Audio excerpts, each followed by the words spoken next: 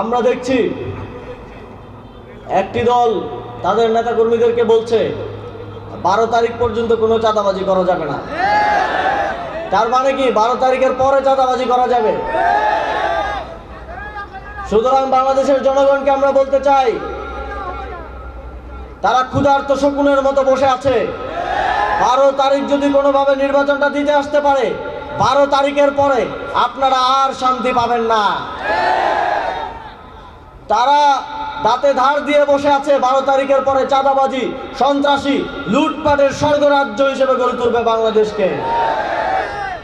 সুতরাং ন্যায় ও ইনসাফের পক্ষের সকল নেতাকর্মীকে, বাংলাদেশ খেলাফতে মজলিসের, বাংলাদেশ জামাতে ইসলামীর, জাতীয় নাগরিক পার্টির, খেলাফতে মজলিস, আমার বাংলাদেশ পার্টি সহ 11 দলীয় জোটের সকল নেতাকর্মীকে এখন ঐক্যবদ্ধ হয়ে বাংলাদেশের 18 কোটি মানুষের মুক্তির জন্য, সুন্দর একটি বাংলাদেশের জন্য কাঁধে কাঁধ মিলিয়ে লড়াই করতে হবে।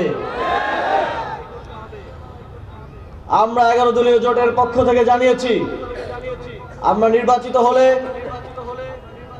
বিগত শাপলা চত্বর হত্যাকাণ্ড থেকে শুরু করে, মোদি বিরোধী আন্দোলনের হত্যাকাণ্ড থেকে শুরু করে, জুলাই গণঅভ্যুত্থানের হত্যাকাণ্ড এবং সর্বশেষ আমার আপনার ভাই শহীদ হাদি হত্যাকাণ্ডের বিচার আমরা নিশ্চিত করব।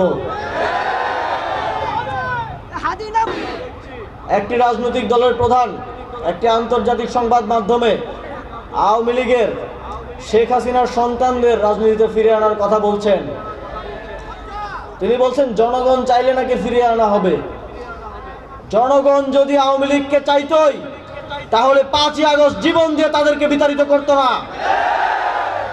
আমরা আপনাকে স্পষ্টভাবে বলতে চাই, যেখানে আজকে আমরা দাঁড়িয়ে আছি সেখানে আমার ভাইয়েরা জীবন দিয়েছে।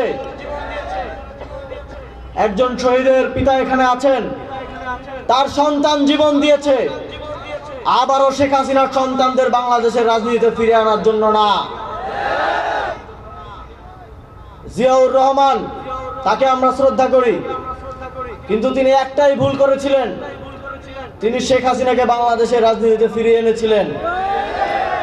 তার ভুলের জন্য তার পরিবারও যদি ভুলে যায় তাদেরকে কি খেসারত দিতে হয়েছিল, বাংলাদেশের মানুষ কিন্তু ভুলে নাই। আমরা কোনোভাবেই আপনাদেরকে সেই সুযোগ করে দিব না যার মাধ্যমে বাংলাদেশের জনগণ আবারও দীর্ঘ অত্যাচার, অন্যায়, জুলুমের শিকার হবে। যদি এ ধরনের কোনো চেষ্টা করা হয়, 11 দলীয় জোট এবং বাংলাদেশের জনগণ আবারও রক্ত দিয়ে হলেও আওয়ামী লীগকে বাংলাদেশের রাজনীতিতে ফিরে আসতে দেবে না।